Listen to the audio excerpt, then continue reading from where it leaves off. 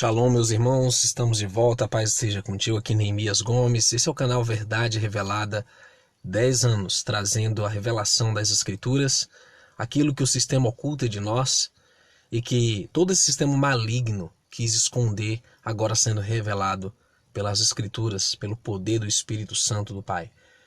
Vamos orar. Todo-Poderoso de Israel, bendito seja o teu nome, Yahweh, que nos dá a revelação sobre as coisas que foram no início e que serão no fim. Pedimos a tua direção no entendimento e na preparação para esses tempos, em nome de Yahushua HaMashiach, nosso Salvador. Amém. Bom, queridos, Gênesis 9, o Eterno abençoou Noar e seus filhos, disse a eles: reproduzam-se, proliferem-se, enchei a terra. Ele terá medo e pavor de vocês sobre todo animal da terra, sobre todas as aves do céu, sobre tudo que se arrasta sobre a terra e sobre todos os peixes do mar. Nas suas mãos são eles entregues. Tudo que se move e vive vos servirá de mantimento, assim como a vegetação verde, tudo o que vos tenho dado. A carne, porém, com sua vida, isto é, com seu sangue, não tereis por alimento. Certamente requererei o seu sangue, o sangue das suas vidas, de todo animal requererei, como também do homem. Sim, da mão do irmão de cada um requererei a vida do homem. Quem derramar o sangue do homem pelo homem será seu sangue derramado, porque o Eterno fez o homem à sua imagem. Então aqui há uma distinção sobre a dieta que era antes da queda do homem, o dilúvio, e a dieta depois que o Eterno permitiu que comesse carne, mas com exceção de não comer sangue. Sabemos que a vida está no sangue. Então a carne que você comer, você tem que drenar o sangue dessa carne. O verso 7 diz: mas quanto a vocês, reproduzam-se, proliferem-se, povoem abundantemente a terra e proliferem-se nela. Disse o Eterno a Noa e seus filhos com ele: eu estabeleço o meu pacto convosco e com sua semente depois de vocês, e com todo ser vivente que está convosco, com as aves, com o gado e com todo animal da terra convosco, com aqueles que saíram da embarcação, com todo animal da terra. Estabeleço o meu pacto convosco, não mais será destruída toda a carne pelas águas da inundação, e não terá mais uma inundação para destruir a terra. E disse o Eterno: este é o sinal do pacto que firma entre mim e vocês e todo ser vivente que está convosco, por gerações perpétuas. Ponho o meu arco nas nuvens, e ele será por sinal de um pacto entre mim e a terra. E acontecerá que quando eu trouxer nuvens sobre a terra, o arco será visto nas nuvens. E eu me lembrarei do meu pacto, que há entre mim e vocês e todo ser vivente, de toda a carne, e as águas não mais se tornarão inundação para destruir toda a terra. O arco estará nas nuvens, eu olharei para ele a fim de dar atenção ao pacto eterno entre o Eterno e todo ser vivente de toda a carne que está sobre a terra. E disse o Eterno a Noa ainda: esse é o sinal do pacto que eu tenho estabelecido entre mim e toda a carne que está sobre a terra. Então, o arco, ele é um sinal memorial que o Eterno não destruirá mais esse mundo com dilúvio. Mas o que as pessoas não entendem é que o que Nimrod vai fazer posteriormente é desafiar o Eterno. E eles queriam, na verdade, dizer que o Eterno poderia novamente tentar um dilúvio. Assim, a ciência falsa sempre quer contrariar as palavras do Criador, mas ele prometeu que não destruirá toda a terra novamente. Eu já fui parte de uma congregação que cria no aniquilacionismo, ou seja, o Criador vai destruir toda essa terra, vai deixar deserto. Isso não vai acontecer. Isso está afirmado nesse pacto. Entretanto, verso 18: os filhos de Noar que saíram da embarcação foram Shem, Ham e Afete, e Ham é o pai de Canaã. E por que a Bíblia logo destaca Cão, né, o Ham, como pai de Canaã? Porque aqui se perpetua a semente da serpente, a descendência de Satanás. Aqui diz assim: esses 3 foram os filhos de Noa, destes foi povoada toda a terra. E Noa começou a cultivar a terra e plantou uma vinha, e bebeu do vinho, embriagou-se, e estava desnudo dentro da sua tenda. E Ham, Aba de Canaã, e aqui o destaque novamente para Cão e Canaã, viu a nudez de seu pai e contou a seus 2 irmãos que estavam fora. Então Shem e Afete pegaram uma capa e puseram-na sobre seus ombros, e andando virados para trás, cobriram a nudez de seu Aba, seu pai, tendo os rostos virados para trás, de maneira que não viram a nudez de seu pai. Então, ver a nudez de alguém na Bíblia, em Levítico 18, significa ter relações com a sua mulher. Então, o pecado de Cão não foi simplesmente, viu o pai sem roupas, não é isso. Ele teve relações com a própria mãe Namá, e dali gerou Canaã, por isso que a Bíblia dá ênfase, Canaã, né? Que Cão é o pai de Canaã. E o que acontece aqui, daqui em diante? E diz: E Noa despertou de seu vinho e soube que seu filho mais moço lhe fizera. E disse: Maldito seja Canaã, servo dos servos será ele para seus irmãos. Então o ato, né, digamos assim, de incesto com a própria mãe foi do filho Cão, mas quem foi amaldiçoado foi Canaã, o filho desse incesto que ainda nem havia nascido, mas ele já havia sido ali, digamos, concebido. Por isso que Noé amaldiçoou o filho deles, né, do incesto. Canaã, de servo do servo será para ele, para seus irmãos. E disse: Bendito seja o eterno Yahweh, o Elohim de Shem.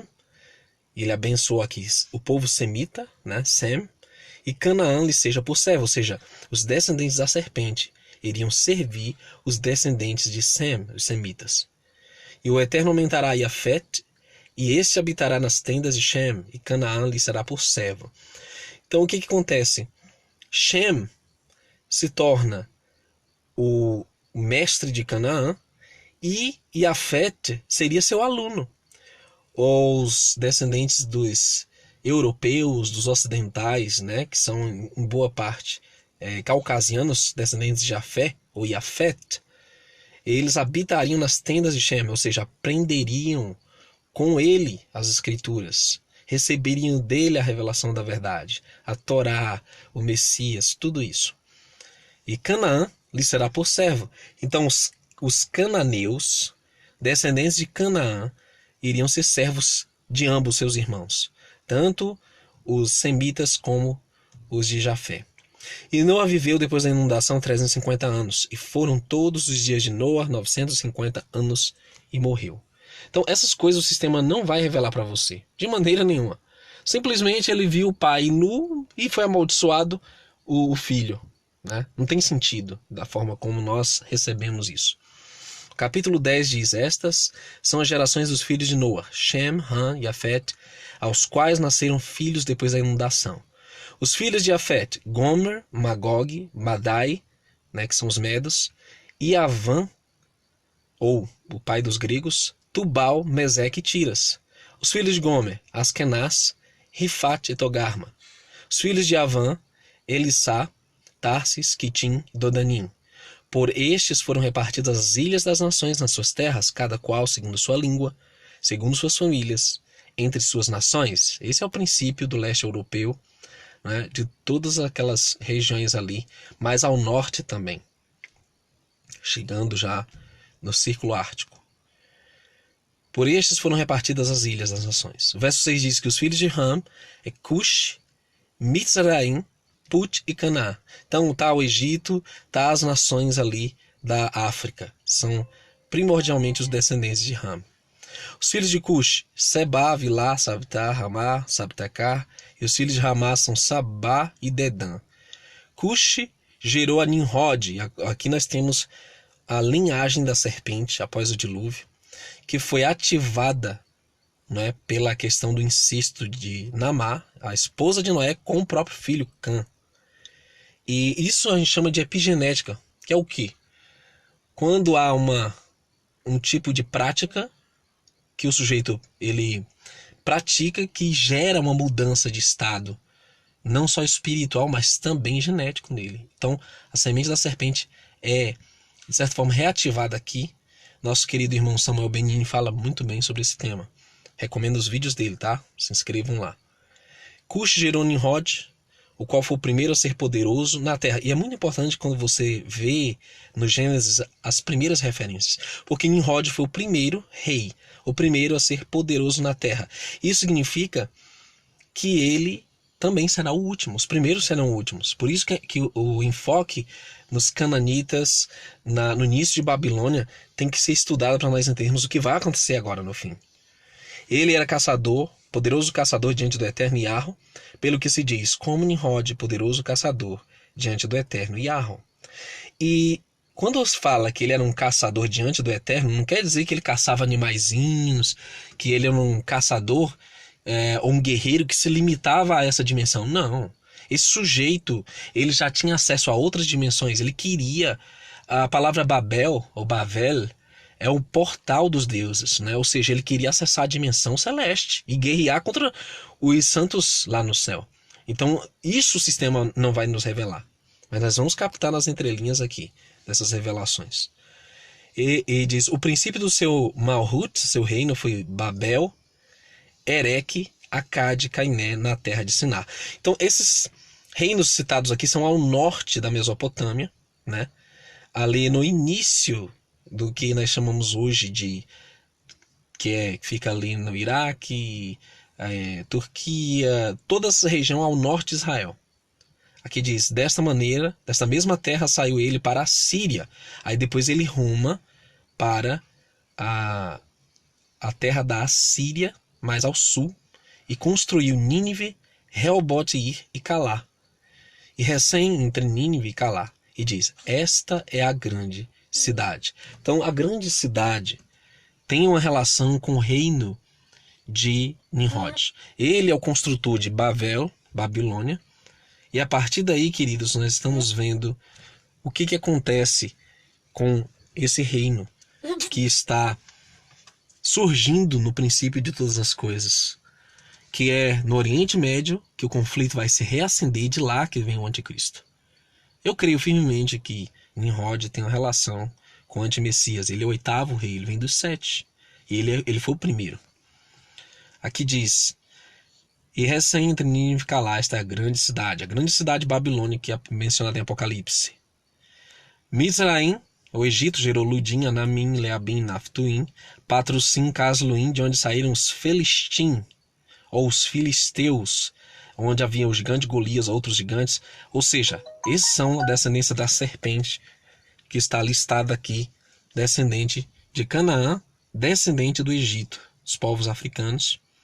E diz, e Caftorim, e Canaã gerou a Sidom, seu primeiro filho, e Et, e ao Jebuseu, e Al morreu, e agora é a lista das 7 nações primordiais de Canaã, os cananitas, os inimigos do povo de Israel.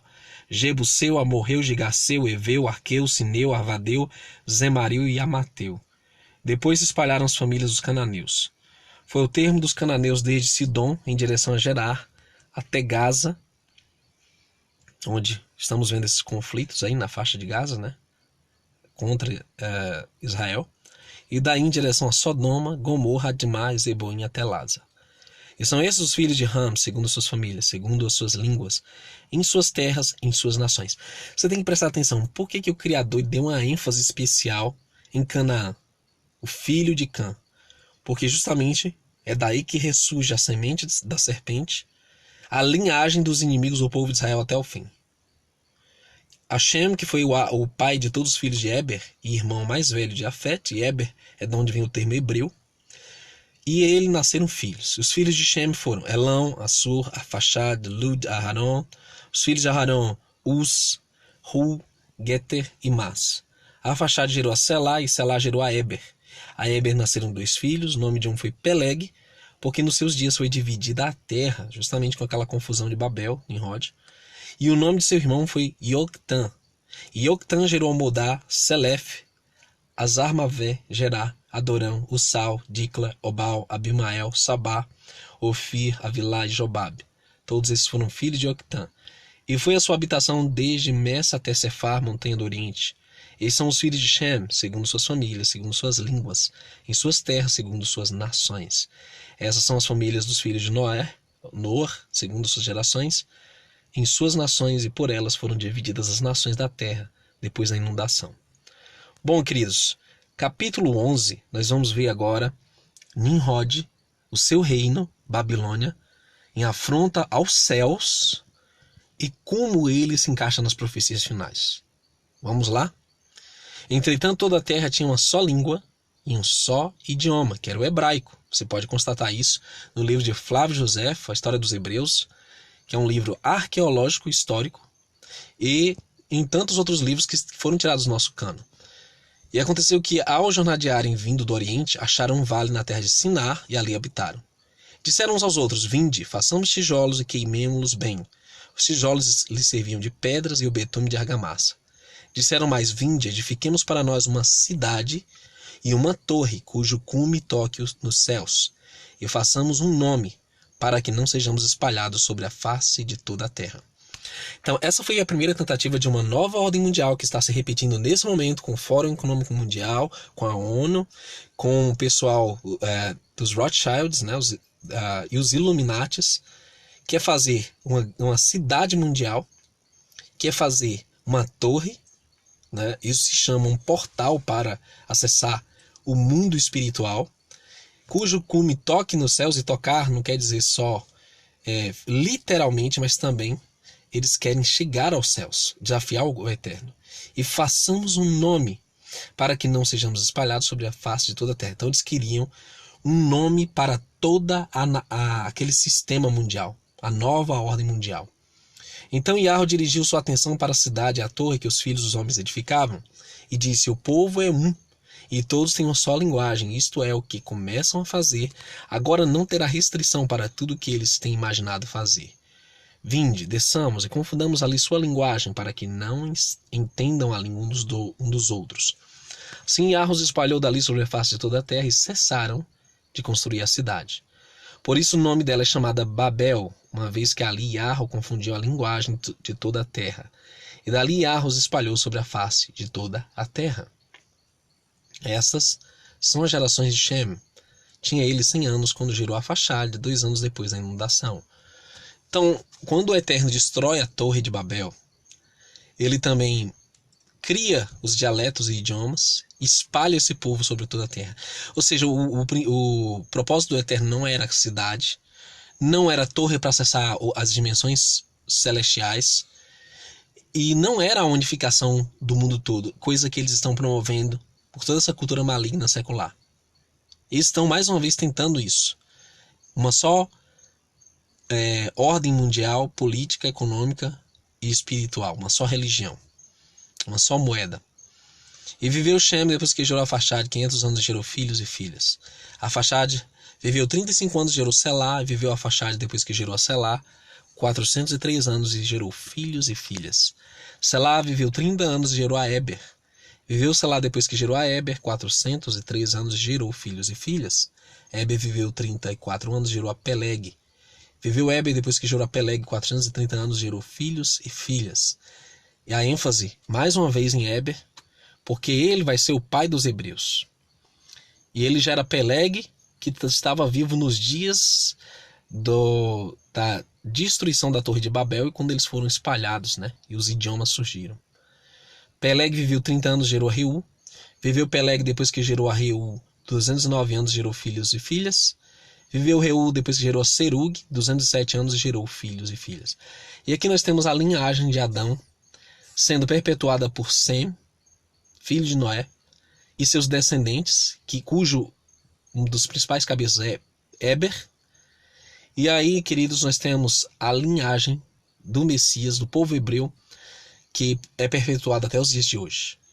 Que de Reu, ele gerou a Serug, que 207 anos gerou filhos e filhas, e Serug viveu 30 anos, gerou Naor, e viveu Serug depois que gerou Naor 200 anos, gerou filhos e filhas.